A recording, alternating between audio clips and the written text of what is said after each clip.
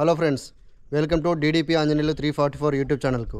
ఈరోజైతే మనం నారదగడ్డ స్వామి టెంపుల్ దగ్గర అయితే ఉన్నాము. ఎంతో చరిత్ర కలిగిన నారద మునీశ్వర స్వామి గురించి, చిన్న బసవేశ్వర స్వామి గురించి తెలుసుకుందాం పదండి.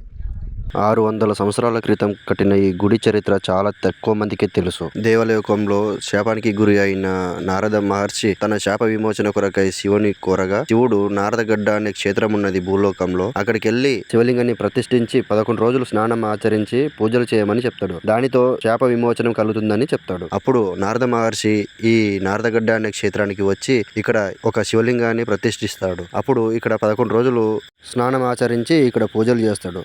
దాంతో ఆయనకు శాప విమోచనం జరుగుతుంది. తర్వాత కొన్ని సంవత్సరాలకు ఇక్కడికి చెన్న బసవయ్య అనే మహర్షి వచ్చాడు. అతను ఇక్కడికి రాకముందర గద్వాల జోగులాంబకు వెళ్ళాడు. అక్కడి నుంచి గద్వాల జిల్లా చింతరేవుల అనే గ్రామానికి వెళ్ళాడు. అయితే అక్కడ ఆంజనేయ స్వామి ప్రత్యక్షమై ఇక్కడి నుండి కొద్ది దూరంలో నారదగడ్డ క్షేత్రం అని ఉంది, అక్కడికి వెళ్ళమని చెప్తాడు. ఇక్కడ నది దగ్గరికి వచ్చి ఇక్కడ నది పక్కనే ఉన్న కొంతమందిని నాకు ఇక్కడ నుంచి నది దాటించండి ఆ గడ్డలోకి అని చెప్తాడు. అక్కడున్న వారు ఇక్కడంతా అడవి ఉంది, అక్కడికి వెళ్ళవద్దని చెప్పేసి వారి దగ్గర ఉన్న పడవలో వాళ్ళు ఈ గడ్డలోకి రావడానికి వస్తుంటారు. అయితే నది మధ్యలోకి రాగానే ఆ యొక్క మహర్షి తన దగ్గర ఉన్న గొంగడిని తీసుకొని నీటిపైన పరుచుకొని ఆయన దానిపై కూర్చొని ఆ నది దాటుకుని వచ్చేస్తాడు. అయితే ఆయన ఇక్కడికి చేరుకుంటాడు గాని వాళ్ళు మధ్యలోనే ఆగిపోతారు. ఆయనని చూసి అందరూ ఆశ్చర్యానికి గురై తప్పైందని కోరుకుంటారు. ఆ తర్వాత ఇక్కడ మహర్షి కొన్ని ఏళ్లుగా ఇక్కడే తపస్సు చేసి ఇక్కడే జీవ సమాధి అయిపోతాడు. మహాశివరాత్రి అమావాస్య పోయిన తర్వాత 5 రోజులకు ఇక్కడ నారదగడ్డ చెన్న బసవేశ్వర స్వామి వారి రథోత్సవం కూడా జరుగుతుంది.